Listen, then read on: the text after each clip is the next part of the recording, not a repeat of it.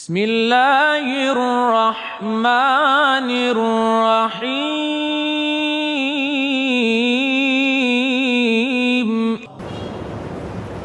এর আগের আয়াতটা ছিল অত্যন্ত ভয়ঙ্কর, আপনাদের মনে আছে যে আল্লাহ তাআলা আলেমদেরকে কুকুরের সাথে তুলনা করেছেন। তো আমরা কোরআন থেকে কথা বলি, আমরা কাউকে ইন্ডিকেট করব না, কিন্তু আপনারা খুঁজলেই পাবেন যে আল্লাহ যে আলেমদেরকে কুকুরের মতো বলেছেন, এই কুকুরের মতো আলেম একটু খুঁজলেই পাবেন সমাজে। খুবই দুঃখজনক কথা, এটা আমাদেরকে বলছে। আউযু বিল্লাহি মিনাশ শাইতানির রাজিম। সাআ মাসালানিল কওমুল্লাযীনা কাযযাবু বিআয়াতিনা। নিকৃষ্ট দৃষ্টান্ত ওই জাতির জন্য যারা আমার আয়াতগুলিকে অস্বীকার করে। ওয়া আনফুসাহুম কানু ইয়াযলিমুন, এবং যারা নিজেদের উপরে জুলুম করতে থাকে। আল্লাহর আয়াতগুলি অস্বীকার করার অর্থই হলো নিজেদের উপরে জুলুম করা।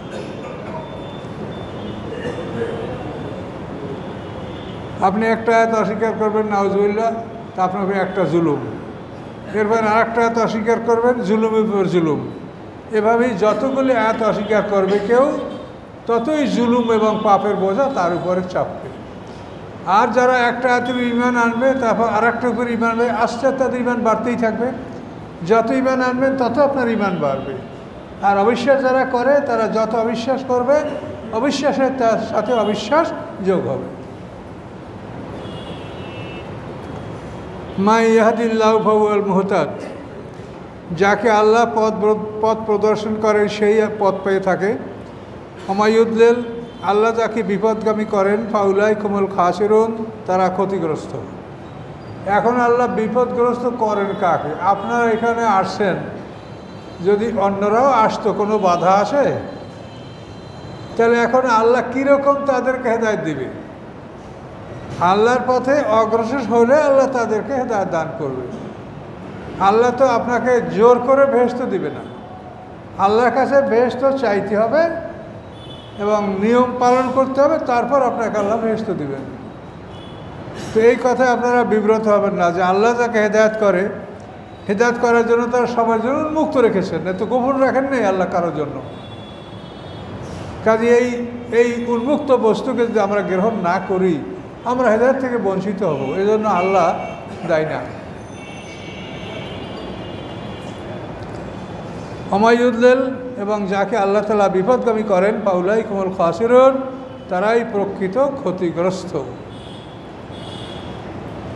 ওয়ালাকাদ যারআনা ইলা জাহান্নামা কাসীরাম মিনাল জিন্নি ওয়াল ইনসি লাহুম কুলুবুন লা ইয়াফকাহুনা বিহা ওয়া লাহুম আয়ুনুন লা ইবসিরুনা বিহা ওয়া লাহুম আযানুন লা ইয়াসমাউনা বিহা উলাইকা কাল আনাম বাল হুম আযাল উলাইকা হুমুল গাফিলুন। আল্লাহ বলেন, আমি জাহান্নামের উদ্দেশ্যে জিন এবং ইনসান থেকে কতগুলি সৃষ্টি করেছি। জিন এবং ইনসানের একটা দলকে আমি সৃষ্টি করেছি জাহান্নামের উদ্দেশ্যে। তারা কেমন? লাহুম কুলুবুন লা ইয়াফকাহুনা বিহা, তাদের অন্তর আছে, অন্তর দ্বারা তারা বোঝে না। মানুষের হৃদয়ে দিয়েছে আল্লাহ বোঝার জন্য, কিন্তু ওরা বোঝে না। আলাম আয়ুনুল লা ইবসিরুনা বিহা, তাদের চোখ আছে কিন্তু চক্ষু দ্বারা তারা দেখে না। আলাম আযানুল লা ইয়াসমাউনা বিহা, তাদের কান আছে কিন্তু কান দ্বারা তারা শোনে না। উলাইকা কাল আনাম, এই লোকগুলি পশুর মতো। আল্লাহ বলেন না, বাল হুম আযাল, এরা পশুর চাইতেও বিপদগামী, পশুর চাইতেও পথভ্রষ্ট। উলাইকা হুমুল গাফিলুন, এবং এরা অমনোযোগী। এই বিষয়টা বোঝা খুবই জরুরি যে মানুষের এই দেহটা, এই মানব দেহ সম্পর্কে আমি বারবার বলছি আপনাদেরকে, আপনারা বুঝে নেন। এই দেহটার দুইটা ভাগ, একটা হলো এই রক্ত মাংসের দেহ, physical part of the body, আর একটা স্পিরিচুয়াল পার্ট, আধ্যাত্মিক দেহ। এই রক্ত মাংসের দেহটা নিয়ে আমরা এখানে বসা আছি, আর আধ্যাত্মিক দেহটা আমাদের ভিতরে এখন আছে। এইটা যদি আমাদের থেকে ডিটাচ হয়ে পৃথক হয়ে যায়, আমরা লাশ।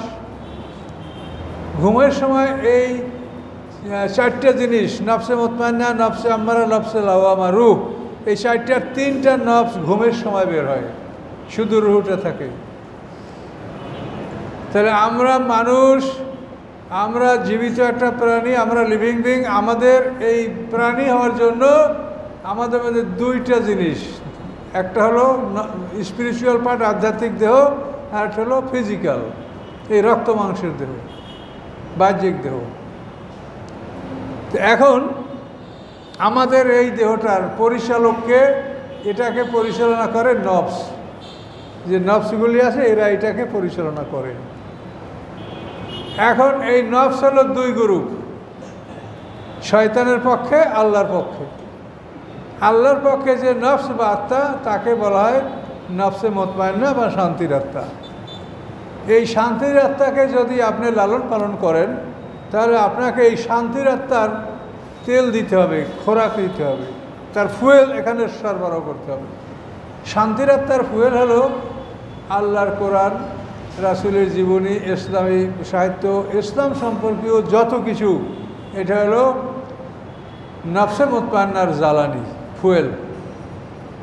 তো এভাবে নফসে মুতমাইন্নার খোরাক যদি আপনি দেন, আপনি গান শুনবেন না, আপনি ওই বাজে নোবেল, নাটক, সিনেমা এগুলো আপনি শুনবেন না। আপনি যদি শুধু কোরআন এবং ইসলামী সাহিত্য, ইসলাম নিয়ে গবেষণা, রাসূলের জীবনী এগুলির মধ্যে আপনি থাকেন, নফসে মুতমাইন্না আপনার তেল পাইল। তখন এই নফসে মুতমাইন্না আপনার হাত, পা, চোখ, কান, নাক এগুলো সে পরিচালনা করবে। তখন শরীয়ত বিরোধী কোনো কিছু দেখলে আপনার খারাপ লাগবে, আপনি তাকাবেন না। কিছু শুনলে খারাপ লাগবে। এক কথায় আপনার ওই হাত, পা, চোখ, কান, সেন্স অর্গান যেটা আপনার আছে, ইন্দ্রিয় শক্তি, এটা ভালো পথে চলবে। পক্ষান্তরে যদি আপনি এটা করেন, আদারওয়াইজ যদি আপনি এটা করেন যে এর ভিতরে নফসে আম্মারার খোরাক আপনি ঢুকান, গান বাজনা, জারি যাত্রা, সিনেমা, মিথ্যা, বাজে কথা, বাজে গল্প, এটা যদি ঢুকান, তো নফসে আম্মারা আপনার শক্তিশালী হবে। তখন আপনার এই অবস্থা হবে যে তাদের কলব আসে বোঝে না, চৌক আসে দেখে না, কান আসে শোনে না, তারা পশু। তো এই বিষয়গুলি কিন্তু আপনার জানতে হবে। তো এই কথাটাকে কোরআনে অন্য জায়গায় এভাবে বলা হয়েছে যে মানুষের মধ্যে ডবল রুহ দরকার। ওয়াকাযালিকা আওহাইনা ইলাইকা রূহাম মিন আমরিনা। আল্লাহ বলেন, আমার আদেশে আপনার প্রতি আমি রূহ অবতীর্ণ করেছি। এই রূহ মানে কোরআন, এই কোরআন রূহ। তো রুহুতে যেরকম একটা মানুষকে জীবিত রাখে, এই কোরআন মানুষকে সেভাবে জীবিত রাখে। তো এখন আপনার আমার মধ্যে যদি কোরআন থাকে তাহলে আমি জীবিত, আর যদি কোরআন না থাকে আমি মৃত। আমার মধ্যে একটা রুহু আছে, সেটা হলো খাওয়া দাওয়া ঘুমানোর রুহু, সেটা হলো পশুর রুহুর সমকক্ষ রুহু। পশু যেভাবে বেঁচে থাকে আমরাও ওভাবে বেঁচে আছি, যেটাকে এখানেই বলা হয়েছে উলাইকা কাল আনাম, পশুর মতো। কেন আমরা পশুর মতো? পশুর একটা প্রাণ আছে, রুহু আছে, সেই রুহুর বলে ও খায় দেয়, চলাফেরা করে, ঘুমায়। আমরাও একটা রুহ যদি থাকে, খাওয়া দাওয়া চলাফেরা, ঘুমাবো। আর যদি এই দ্বিতীয় রুহটা থাকে তাহলে আমরা হবো মানুষ, আমরা হবো ফেরেশতার চাইতে ঊর্ধ্বে। এই জিনিসটা আপনাকে বুঝতে হবে, এটা কিন্তু গভীর বোঝার জিনিস। একেবারে বারবার মুখস্থ করতে থাকেন। ভিতরের চারটে জিনিস কি? রুহুর কোনো ব্যাখ্যা আমাদের কাছে নাই। তিনটা নফস, রুহ, এটা হলো আভ্যন্তরীণ দেহ, যেটা কোথায় থাকে, কোথায় যায়, কোথার থেকে আসে, এর কোনো জ্ঞান আমাদের নাই। ঘুমাইলে এই নফসগুলি কোথায় যায়, আসে কোথার থেকে, মরার সময় কোথায় যাবে, মাতৃগর্ভে এই নফসগুলি, এই রুহগুলি কীভাবে ঢুকলো, পিতামাতার মধ্যে যে শক্তিটা আসে তার দ্বারা এই রক্ত মাংসের দেহটা তৈরি হতে পারে, রুহুটা নাই ওর মধ্যে। নারীর ওভাম, পুরুষের স্পার্ম, এটা থেকে যে এমব্রায়ো বা ভ্রূণ সৃষ্টি হয়, এটাই একটা দেহ তৈরি হতে পারে। কিন্তু ওই দেহটায় প্রাণ আসে 40-120 দিন পরে। প্রাণটা কীভাবে আসে এটা আমরা কেউ বলতে পারছি না। আবার এই প্রাণটা কোথা থেকে আসলো, কোথায় ছিল রিজার্ভ রাখা, আল্লাহ জানেন। আবার এই প্রাণটা বের হয়ে কোথায় যাবে, কোথায় রাখবে আল্লাহ, সেটা আল্লাহ জানে। শুধু আমাদেরকে বলা হয়েছে যে মরার পরে খারাপ যারা তারা সিজনে থাকবে, ভালো যারা তারা ইলিনে থাকবে। মরার পরে তোমাদের সুখ শান্তি এতটুকু হবে, বিচারের পরে হবে প্রকৃত শাস্তি, প্রকৃত শান্তি। তার আগে তোমাদের এতটুকু হবে যে সকাল সন্ধ্যা তোমার ঠিকানাটা দেখানো হবে। আর নার ইউরাজুন আলাইহা গুদুম আসিয়া, কোরআনের আয়াত। ফেরাউন সম্প্রদায়কে সকালে একবার বিকাল একবার তাদের আগুনের ঠিকানাটা তাদেরকে দেখানো হয়। এটা একটা বিরাট শাস্তি। আল্লাহ রসুল এই প্রসঙ্গে বলেছেন যে মানুষ মোমেন কাফের যেই হোক, মরার পরে তার ঠিকানাটা তাকে সকালে একবার বিকেল একবার দেখানো হয়। সে যেখানেই থাকুক, কবরে থাকুক, চিতায় থাকুক, শ্মশানে থাকুক, মানে পাইসে থাকুক, সেমিটারি ডুম যা বলেন, আল্লাহ তাকে দুইবার তার ঠিকানাটা দেখাবে। এই আয়াতে আল্লাহ কি বলছেন যে আমি জাহান্নামের জন্য যাদেরকে সৃষ্টি করছি তাদের হৃদয় আছে, বোঝে না। তারপর তাদের চোখ আছে, দেখে না, কান আছে, শোনে না। তারা পশুর মতো। তারা শোনে সবই কিন্তু কোরআন শোনে না, দেখে সবই কিন্তু কোরআন দেখে না, বোঝে সবই কিন্তু কোরআন বোঝে না। মুনাফিকরা আল্লাহ রসুলের মঞ্চ থেকে কোরআন শুনে তো বাইরে যে লোকদেরকে জিজ্ঞাসা করতো মাজা কলা আনেফা, এটা কোরআনের যে মোহাম্মদ সাহেব এখন কি বললো। মানে ওরাও ছিল মসজিদে, ওরাও শুনেছে, কিছু বোঝে নাই। বাইরে যা কয় তাহলে মোহাম্মদ সাহেব কী বললো, তাহলে এই দেখেন যে তারা শোনে না, তারা বোঝে না। এখানে আল্লাহ তাআলা যারা না শব্দ ব্যবহার করেছে, আমাকে একজনের মধ্যে প্রশ্ন করছে যে আল্লাহ তাআলা এখানে খালাক না বললেন না কেন। তা আমি প্রথম তো তার সাথে রাগ করছি যে আল্লাহ বললেন না কেন, এটা আপনি বলার কোনো অধিকার নাই। আল্লাহ যাইছে তাই বলবেন, আপনি তার প্রশ্ন করতে পারবেন যে কেন বললেন না? কখনোই না। আপনি তওবা করেন। লোক জ্ঞানী মানুষ, মানে বিশেষ ক্যাটাগরির লোক, সাথে সাথে বুঝছে। আমি রাগ করলেন না, রাগ করিনি। তো এখন আপনি শোনেন, যারা আনা আর খালাক না এর ব্যবধান হলো, যারা আনা শব্দ দ্বারা বোঝায় সৃষ্টি করা, এমন সৃষ্টি যে ওই সৃষ্টিটা আল্লাহ ছাড়া আর কেউ করতে পারে না। আর খালাক না দ্বারা এমন সৃষ্টিকে বোঝায় যেটা আল্লাহ পারে, মানুষও করে। এই টেবিডেটার খালক, একটা থেকে আরেকটা বানানো হয়েছে। আল্লাহ একটা থেকে আরেকটা বানায়, এটা আল্লাহও করে। এই জন্য তিনি বলছেন আহসানুল খালিকিন, তোমরা যারা খালেক বানাও, আমি তোমাদের মধ্যে উত্তম সৃষ্টিকর্তা। আমার মতো বানাইতে পারবা না। আমি তোমাদের এই মুখমণ্ডলটা, এইটা পৃথিবীতে এখন প্রায় 800 কোটি মানুষ, এই জায়গাটির মধ্যে কী রকমারি করছে যে একটা মানুষের সাথে একটা মানুষের মিল নেই। এইরকম সৃষ্টি আমরা করতে পারবো না।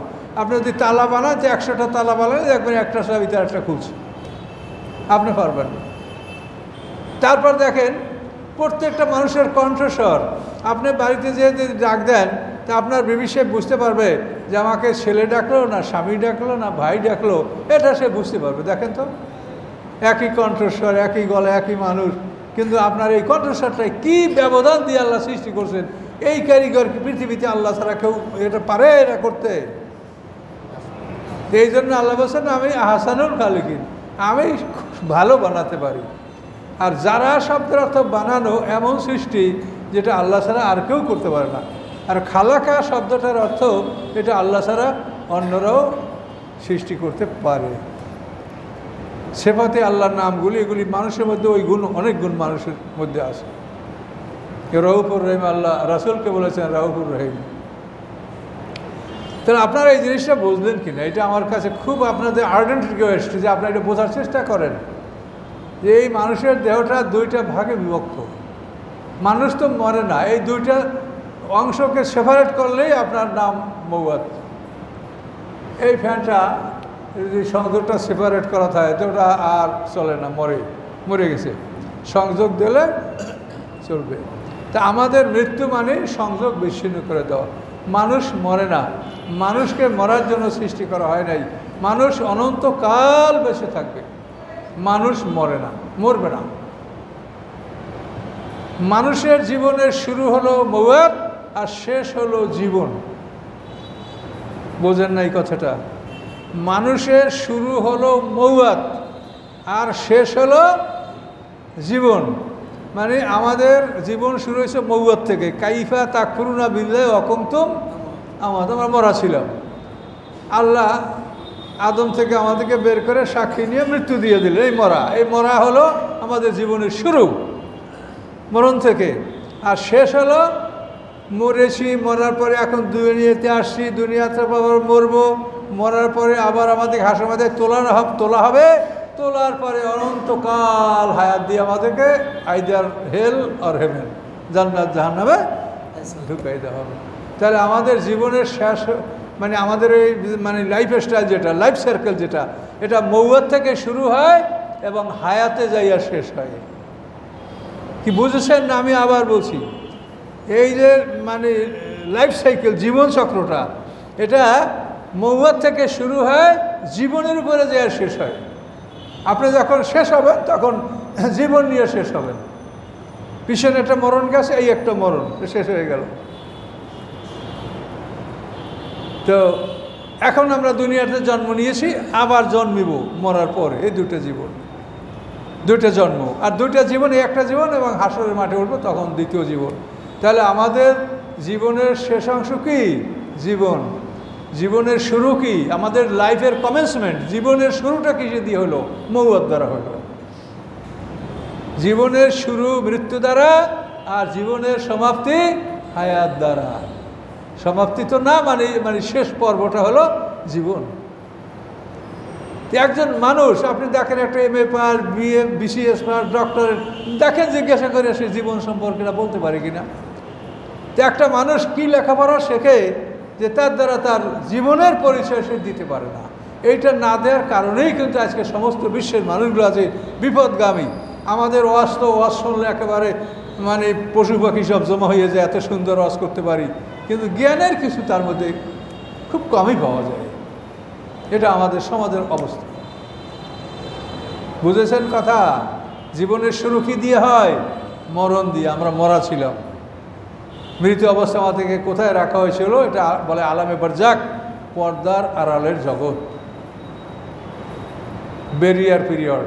এটা ভেন্স, ব্যারিয়ার, পর্দা। আমাদেরকে মৃত্যু দিয়া পর্দার জগতে রেখে দিয়েছিল। সেখান থেকে এখন আসছি, দুনিয়া ভোগ করছি, দুনিয়া ভোগ করে মরবো, আবার পর্দার আড়ালে জগতে ঢুকানো হবে। সেখান থেকে হাসরের ময়দানে উঠবো। ওঠার পরে এই যে জীবন দেওয়া হলো, এইটা হলো আমাদের জীবনের 8টা পর্বের শেষ পর্ব। জীবনটাকে আপনি লাইফ সাইকেল, এটাকে মানে 8টা পর্বে ভাগ করতে পারেন। প্রথমে হলো মরণ, মরেছি, মরার পরে পর্দার আড়ালে জগতে ঢুকানো হয়েছে, ব্যারিয়ার লাইফ, বারজাক। এই বারজাক থেকে দুনিয়াতে জন্ম, এলো 3। জন্মের পরে দুনিয়াতে এই জীবন, এটা হলো 4। জীবনের পরে মরবো, এটা হলো 5। মরার পরে আবার পর্দার আড়ালে জগতে ঢুকবো, এটা হলো 6। 6-এর পরে পর্দার আড়ালে জগৎ থেকে আবার জন্ম নেব, এইটা হলো 7। এই জন্মটা হবে ইসরাফিলের সিংহের ফুৎকারে, এই জন্মটা হলো 7। জন্মের পরে জীবন উপভোগ করব, এটা হলো 8। একটা মানুষের জীবন চক্র, লাইফ সাইকেল হলো 8টা পর্ব। এটা ভালো করে লেখা মুখস্থ করেন, এক বাড়িতে লিখবেন যে আমি কি 8টা পর্ব আপনাকে বললাম। তাহলে আপনি নিজের জীবনের পরিচয়টা পাবেন যে জীবন কাকে বলে। এটা আনএভিটেবল এবং এভরিওয়ান মাস্ট আন্ডারগো ইট। কেউ এটাকে বাদ দিতে পারবে না। সবাই এই পর্বগুলি অতিক্রম করতেই হবে সবাইকে, কেউ এই পর্ব বাদ দিতে পারবে না। তো এই জন্য এই বিষয়গুলো আপনারা বোঝার চেষ্টা করেন। আমরা চেষ্টা করে যাচ্ছি, কথাগুলো আল্লাহর ইচ্ছা হয়তো সারা পৃথিবীতে ছড়াবে, মানুষ শুনবে, বুঝবে। তো আপনারা এর দ্বারা উপকৃত হন, বোঝেন। অনেকগুলো লোক লাগবে না, এই কটা লোক যদি বোঝেন, এটা বিরাট নেয়ামত আমি মনে করি। বেহেশতে খুব বেশি লোক যাবে না, অল্প লোক জান্নাতে যাবে। তো বিষয়টা বুঝতে পারছেন? লাইফ সাইকেল, জীবন চক্রটা বুঝতে পারছেন? বোঝেন নাই? কি করে বুঝাবো? হুজুরে বলছে, বুঝে নেবেন। জীবনের শুরু হলো মৃত্যুর থেকে। কাইফা, এগুলো মুখের কথা না। কাইফা তাকফুরুনা বিল্লাহি ওয়া কুনতুম আমওয়াতা, ছিলাম আমরা মরা। সেই মরার থেকে কি হলো, মরার পরে কোথায় থাকলাম? পর্দার আড়ালের জগৎ, যেটাকে বলে বারজাক। তো ছিলাম মৃত্যু, এটা হলো প্রথম পর্ব। দ্বিতীয় পর্ব হলো পর্দার আড়ালে আমাদের ঢুকাই রাখা হলো, এই 2। 3 নাম্বার হলো সেখান থেকে আমাদেরকে আবার জন্ম, আমাদেরকে মানে জীবন দান করা হলো। 4 নাম্বার, জীবনের পরে আমরা এখানে পৃথিবীর এই মানে জন্মের পরে জীবনটা উপভোগ করছি, এটা হলো 4 নাম্বার। এই জীবন উপভোগ করার পরে আমরা মরবো, এটা হলো 5 নাম্বার। মরার পরে আমরা কোথায় থাকবো? কবরে, চিতায়, শ্মশানে, মানে পর্দার আড়ালে জগতে ঢুকবো। তাই এটা হলো কয় নাম্বার তাহলে? হ্যাঁ, 6 নাম্বার। এই পর্দায় ঢুকে গেলাম, ওখান থেকে আবার ইসরাফিলের সিংহের পুত্র সব বাইর হবো, এটা হলো 7 নাম্বার। তারপর জীবন উপভোগ করবো, হাসর, জান্নাত এবং যার ভাগ্যে যেটা আছে। এই 8টা, এই 8টা পর্ব একটা মানুষের জীবন, life cycle of a human being. তো এই বিষয়গুলি ভালো করে ধীরে ধীরে, আপনারা তো সুরের রস শুনবেন, আমি তো এত ধীরে ধীরে বলি, তারপর 1বার 2বার বললেও বোঝা যায় না, তার সুরে কি শুনবেন কর। এই জন্য তো বক্তা সাহেবকে আমরা বলি যে আপনারা এই সুর বাদ দিয়া হক আদায় করেন, আল্লাহর কাছে যাবে, জিজ্ঞাসা করবে আল্লাহ। আজকে একজনে প্রশ্ন করছে, সেও আলেম, যে এখন ধরে ওয়াজ করছে যে সুন্নাতে মুআক্কাদা যারা আমল করবে না, আল্লাহ রসুল তাদেরকে শাফাত করবে না। তা আমি বলছি যে এইটা আমার লেখাপড়ার মধ্যে আমি পাইনি। ফরজ ওয়াজিব যদি একটা মানুষ আমল করে, তো এটা তার জন্য জান্নাতের জন্য যথেষ্ট হবে। তারপর সুন্নাত নফল যে আমল করবে, তার জন্য জান্নাতের বড় দরজা আসবে। কিন্তু আপনি ফরজ আর ওয়াজিব এই 2টা আমল করেছেন, এই 2টা তরক করেন নাই কখনো, আপনি এই 2টাই আপনি জান্নাতের আপনি চান্স পেয়ে যাবেন। এরপর নফল, সুন্নাত, এগুলো হলো অতিরিক্ত। একজন সাহাবী 30-40 বছর 50 বছর বয়সে ঈমান আনছে, তো সারা জীবনটা তাদের কী গেছিল?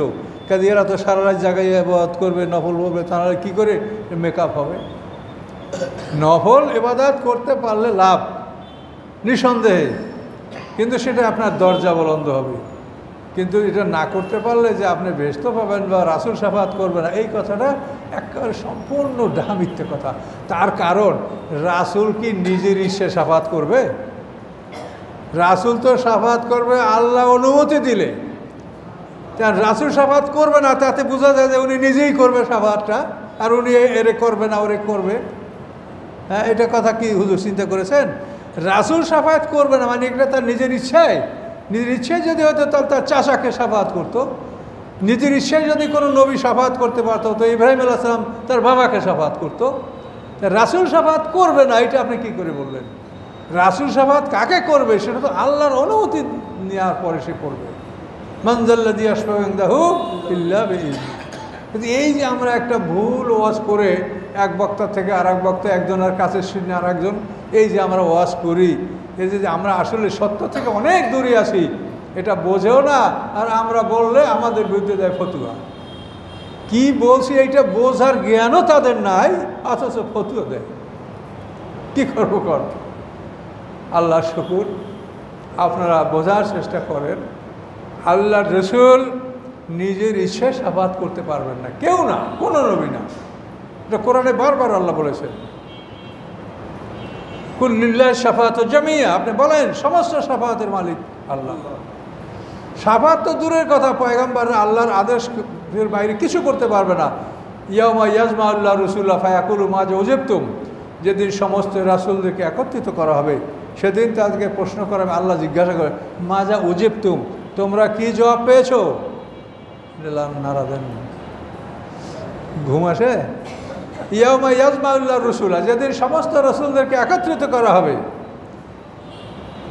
সেদিন আল্লাহ জিজ্ঞাসা করে, মাজা উজিবতুম, তোমরা কি রেসপন্ড পেয়েছো, কি জবাব পেয়েছো? ক্বালু লা ইলমা লানা, তারা বলবে আমরা জানি না। তাহলে শাফাতটা কোথা থেকে করবে? সে তো স্বীকৃতিই দিল না যে আমার উম্মতে এ তো বললো না। কেন? ঈমানটা হলো গায়েবের ব্যাপার, নবী রাসূলরা গায়েব জানে না। সামনে কি বলছেন? ইন্নাকা আনতাল আল্লামুল গুয়ুব, গায়েবের খবর জানেন আপনি, আমরা গায়েবের খবর জানি না। কে মোমেন না আপনি জানেন। লা ইলমা লানা ইল্লা ইন্নাকা আনতাল আল্লামুল গুয়ুব। দেখেন এটা কি সূরা মায়েদার মধ্যে মনে হয় নাকি 109 নম্বর সম্ভবত মায়েদার মধ্যে। তাহলে এই কথাগুলো কোরআন থেকে দেখতে, কোরআনের কথায় কোনো জটিলতা নাই, জড়তা নাই, কোনো কন্ট্রাডিক্টরি নাই, খুব সুন্দরভাবে আল্লাহ তাআলা পরিষ্কারভাবে কথাগুলো বলে দিয়েছে। কিন্তু আমরা এই শরীয়তটাকে এলোমেলো করে ফেলেছি, এই জাল হাদিস ভালো হাদিস মন্দ হাদিস মিলেই এমন একটা জগা খিচুড়ি করে ফেলছি যে এখন হয়রান হয়ে যায় মানুষ, যে কী কোথায় যাব, কি করব, কার কথা শুনবো। কথা কম বলেন, সুর টুর কমাইয়া কথা বুঝে শুনে অল্প বলেন যদি মুক্তি পাইতে চান। আপনারা যদি বলেন যে এই সুন্নাতে মুআক্কাদা আমল না করলে রাসূল শাফাত করবে না, তো আমি তো বলতে পারবো যে আলেমরা শতকরা একজনও শাফাত পাবে না রাসূলের। কেন পাবে না আমি বলছি, এই পুরা কোরআন প্রচার করা হলো ফরজ, কোনো সন্দেহ আছে? কেউ বলতে পারবেন যে সন্দেহ আছে, একটা হাত বাদ যাইতে পারবে? তো পুরা কোরআন প্রচার করা ফরজ, এটা কে করবে? আপনারা করবেন? আমি করব, ইনি করবে। রাসূল করেছে, আমরা ওরাসাতুল আমরা করব।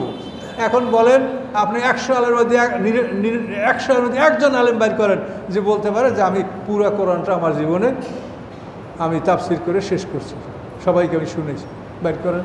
শতকরা একজন পাবেন কিনা? তাহলে যদি সুন্নাতে মুআক্কাদা আমল না করলে রাসূল শাফাত করবে না, ফরজ তরফ যারা করছে এগুলো তো শাফাত করবে। বুঝেছেন কথাটা কি বলেছি? এই কোরআন তো সম্পূর্ণ কোরআন। ইয়া আইয়ুহার রাসূল বাল্লিগ, এই যে আদেশ, ইম্পারেটিভ সেন্টেন্স, বাল্লিগ, আপনি প্রচার করেন, প্রিচ, এটা প্রচার করেন। মাউনজিলা ইলাইকা মির রাব্বিক, রবের পক্ষ থেকে আপনার কাছে যে নাযিল এটা প্রচার করুন। ওয়াইল্লাম তাফাল, যদি না করেন ফামা বাল্লাগতা রিসালাতাহু, তাহলে আপনি রেসালাতে তাবলিগ করলেন না। অর্থাৎ যদি একটা এত বাকি থাকে যে আপনার এই তাবলিগটা হলো না, তাহলে এখন আলেমরা শাফাত কি আমরা পাবো? কয়জন আলেম আছে যে বলতে পারে যে আমি আমার সারা জীবনে একটা টার্গেট নিয়ে, একটা প্রোগ্রাম নিয়ে আমি কোরআনটাকে পুরোপুরি মানুষকে শুনিয়েছি? যত বড় বড় ওয়াজআলারা জিজ্ঞাসা করেন একজনকে যে আপনি হিসাব দেন জীবনের কত সময় পার হয়েছে, এই সময় আপনি কতটুকু শুনেছেন ধারাবাহিক কোরআন। তাহলে সুন্নাতে মুআক্কাদা আমল না করলে শাফাত করবে না, ফরজ তরক করলে শাফাত করবে।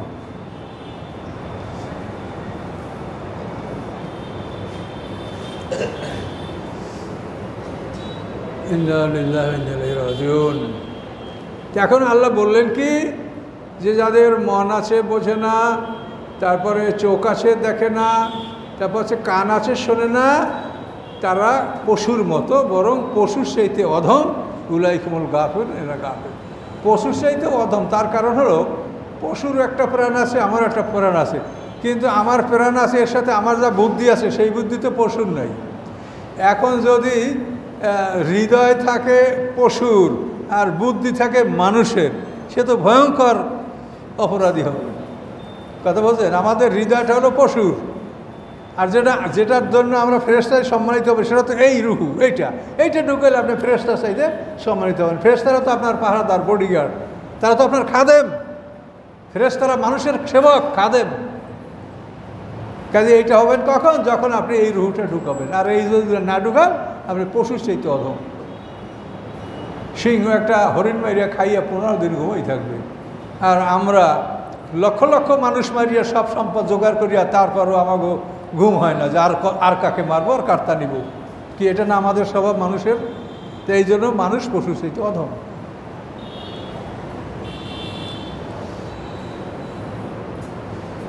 ওয়ালিল্লাহিল আসমাউল হুসনা, আল্লাহর কতগুলি সুন্দর সুন্দর নাম আছে।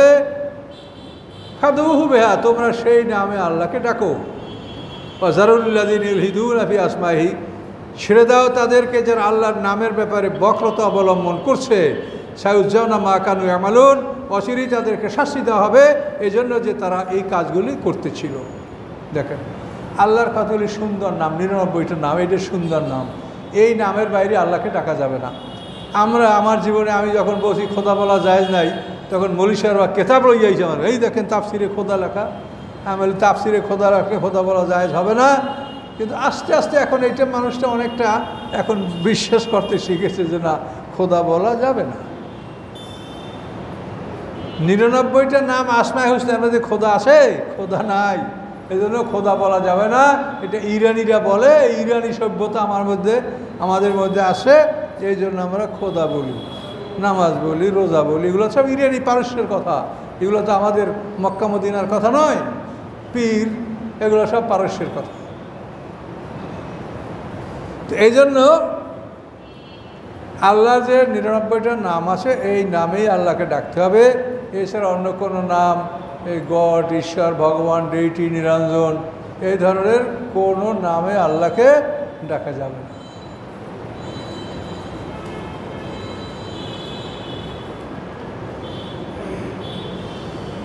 আল্লাহ বলেন,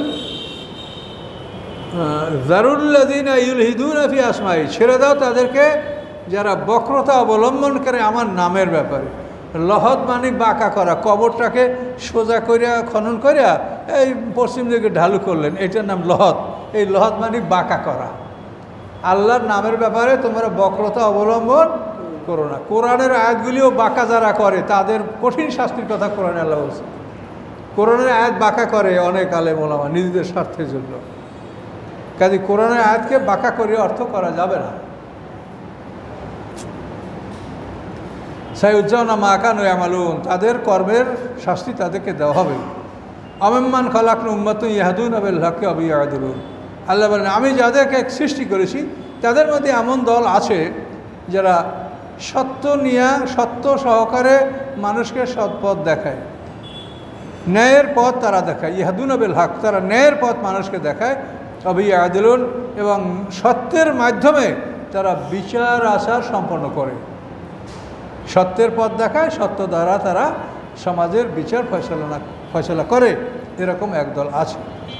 আল্লাযীনা কাযযাবু বিআয়াতিনা, এবং যারা আমার আয়াতগুলিকে অস্বীকার করে, সানাস্তাদরিজুহুম, আমি তাদেরকে ঢিল দিব, ঢিল দিয়া ধরব। তাদেরকে আমি এখন কিছু বলবো না, ঢিল দিয়া ধরবো। মিন হাইসু লা ইয়ালামুন, এমনভাবে ধরবো যারা বুঝতে পারবে না যে আমি কখন ধরে ফেলবো। ওয়াউমলি লাহুম, এবং আমি তাদেরকে অবকাশ দিব, ঢিল দিব। ইন্না কাইদি মাতিন, নিশ্চয়ই আমার প্লট, আমার স্ট্র্যাটেজি, আমার কৌশল অত্যন্ত দৃঢ় মজবুত। কাজে আমি সুকৌশলে তাকে অবকাশ দিয়া, ঢিল দিয়া আমি তাকে ধরব। কাকে ধরবে? আয়াতগুলিকে যারা অস্বীকার করে তাদেরকে ধরবে। আওয়ালাম ইয়াতাফাক্কারু, তারা কি চিন্তা ভাবনা করে না? মা বে সাহেব মিন জিন্না, তাদের সাথীর কাছে কোনো জিন নাই। তাদের সাথীকে প্রফেট মুহাম্মদ সাল্লাল্লাহু আলাইহি ওয়াসাল্লাম, তার সাথে কোনো জিন নাই। ওরা বলে পাগল জিন আছে ইত্যাদি নাই। ইন হুয়া ইল্লা নাযীরুম মুবিন, আর কিছুই নয় উহা, তিনি যা বর্ণনা করেন তিনি আর কিছুই নন। নাজির, তিনি ভয় প্রদর্শনকারী। মুবিন, স্পষ্ট, তিনি স্পষ্ট একজন ভয় প্রদর্শনকারী। তিনি ওয়ার্নার, সতর্ককারী। আওয়ালাম ইয়ানজুরু ফি মালাকুতিস সামাওয়াতি ওয়াল আরদ, তারা কি দেখে না আকাশ পৃথিবীর সার্বভৌমত্বের প্রতি, আকাশ পৃথিবীর রাজত্বের প্রতি দেখে না যে আকাশ পৃথিবীর রাজত্ব একমাত্র আল্লাহর, আল্লাহ ছাড়া কেউ এটার মালিক না। আমা খালাকাল্লাহু মিন শাইইন, এবং যা কিছু আল্লাহ সৃষ্টি করেন এই সব কিছুরই মালিক আল্লাহ। ওয়ান আশা আইয়াকুনা কাদ ইকতারাবা আজালুহুম, এবং হতে পারে যে তাদের মৃত্যু কাছে আসে, মৃত্যু কাছে চলে আসে। যদি এসেই যায় তবে এই হাদিসেম বাদু ইউমিনুন, তাহলে এই কেতাবের পরে তারা আর কোন কেতাবের উপরে ঈমান আনবে? এমন কোনো কেতাব আছে এই কেতাবের পরে আর কোনো কেতাব পৃথিবীতে আসবে? আসবে না। কাজে আল্লাহ বলেন তাদের মৃত্যু এসে যেতে পারে, কেতাব তো আছে, কিন্তু মৃত্যু তো অনেকেরই হয়ে গেছে। তো মৃত্যু এসে যাওয়ার পরে তারা কোন কেতাবের ঈমান আনবে? মা ইউদিল্লাহু ফালা হাদিয়া লাহু, যাকে আল্লাহ বিপথগামী করেন তাকে কেউ পথ প্রদর্শন করতে পারে না। ওয়াযারুম ফি তুগয়ানিহিম ইয়ামাহুন, এবং আল্লাহ তাদেরকে ছেড়ে দেন তাদের বিদ্রোহের মধ্যে, এবং তারা অন্ধভাবে চলতে থাকে, দেখে না, অন্ধভাবে চলতে থাকে। ইয়াসআলুনাকা আনিস সাআ, আপনার কাছে তারা প্রশ্ন করে কিয়ামত সম্পর্কে। আইয়ানা মুরসাহা, তার অনুষ্ঠান কবে, এটা কবে অনুষ্ঠিত হবে, এটা মানে when it is come to pass, এটা কখন অনুষ্ঠিত হবে। আইয়ানা মুরসাহা, কুল, আপনি বলেন ইন্নামা ইলমু ইনদা রব্বি, নিশ্চয়ই এটার জ্ঞান আমার রবের কাছে। রব জানেন যে কিয়ামতটা কখন আসবে। লা ইউজাল্লিহা লিওয়াক্তা ইল্লাহু, এই কিয়ামতের সময় কেউ উন্মুক্ত করতে পারে না আল্লাহ ছাড়া। এই সময়টা যে মানে ডিসপ্লে করবে, উন্মুক্ত করবে, এটা আল্লাহ ছাড়া কেউ করতে পারে না। আল্লাহ বলেন কিয়ামতটা যখন আসবে কী হবে, সাকুলাত ফিস সামাওয়াতি ওয়াল আরদ, আকাশ পৃথিবীর কাছে এটা মানে বহনের অযোগ্য হবে, আকাশ পৃথিবীর ভার বহন করতে পারবে না। এটা এত বড় জিনিস যে আকাশ পৃথিবীর কাছে এটা ভারী মনে হবে, আকাশ পৃথিবী বহন করতে পারবে না। লা তাতিকুম ইল্লা বাগতা, এবং এটা হঠাৎ করেই আসবে, তোমাদের কাছে বলে কই আসবে না, ডেট দিয়ে আসবে না, হঠাৎ করে আসবে। ইয়াস আলুনকা, আপনার কাছে ওরা কিয়ামত সম্বন্ধে জিজ্ঞাসা করে, কান্না কাফিউ না, মনে হয় যেন আপনি এটা সম্বন্ধে জ্ঞান রাখেন, এটা সম্বন্ধে আপনার জ্ঞান আছে এটা মনে করি আপনাকে ওরা জিজ্ঞাসা করে, কিন্তু আপনি তো এটার জ্ঞান রাখেন না, তা ওরা বোঝে না। কুল, আপনি বলে দেন, ইন্নামা ইলমু ইনদাল্লাহ, কিয়ামতের জ্ঞান একমাত্র আল্লাহর নিকট, ওয়ালাকিন্না আকসারান নাসি লা ইয়ালামুন, কিন্তু পৃথিবীর অধিকাংশ মানুষ তা জানে না। কিয়ামতের জ্ঞান আল্লাহ ছাড়া কারো কাছে নাই, যখন আসবে হঠাৎ আসবে। এ বন্ধুই থাক হুজুর, হুজুর 187 70 170 থাক। আস্তাগফিরুল্লাহ আল্লাযী লা ইলাহা ইল্লা হুয়াল হাইয়ুল কাইয়্যুম ওয়া আতুবু ইলাইহি, লা হাওলা ওয়া লা কুওয়াতা ইল্লা বিল্লাহিল আলিয়্যিল আযীম। আল্লাহুম্মা সাল্লি আলা মুহাম্মাদ ওয়া আলা আলি মুহাম্মাদ কামা সাল্লাইতা আলা ইব্রাহিম ওয়া আলা আলি ইব্রাহিম ইন্নাকা হামিদুম মাজিদ। اللهم بارك على محمد وعلى آل محمد كما باركت على إبراهيم وعلى آل إبراهيم إنك حميد مجيد اللهم آمين يا رب العالمين। ইয়া আল্লাহ, আপনার কোরআন আমরা বুঝি না, আল্লাহ আমাদেরকে বোঝার তৌফিক দিন। আল্লাহ আপনি আমাদের জন্য আসান করে দেন, রব্বি ইয়াসসির ওয়া লা তুআসসির ওয়া তাম্মিম বিল খায়র। এ আল্লাহ, আপনি কোরআন বোঝা আমাদের জন্য সহজ করে দিন আল্লাহ, তাহলে আমরা পারছি না আল্লাহ, আপনি আমাদের দয়া করেন আল্লাহ। আমাদের মধ্যে শিক্ষিত অশিক্ষিত সব ধরনের মানুষ আছে আল্লাহ, আপনি দয়া না করলে কোরআন আমরা বুঝতে পারবো না, বুঝাতে পারবো না আল্লাহ, আমাদের প্রতি দয়া করেন। রব্বানা তাকাব্বাল মিন্না ইন্নাকা আনতাস সামিউল আলিম ওয়া তুব আলাইনা ইন্নাকা আনতাত তাওয়াবুর রহিম। সুবহানা রাব্বিকা রাব্বিল ইজ্জাতি আম্মা ইয়াসিফুন, সালামুন আলাল মুরসালিন, আলহামদুলিল্লাহি রাব্বিল আলামিন। আসসালামু আলাইকুম।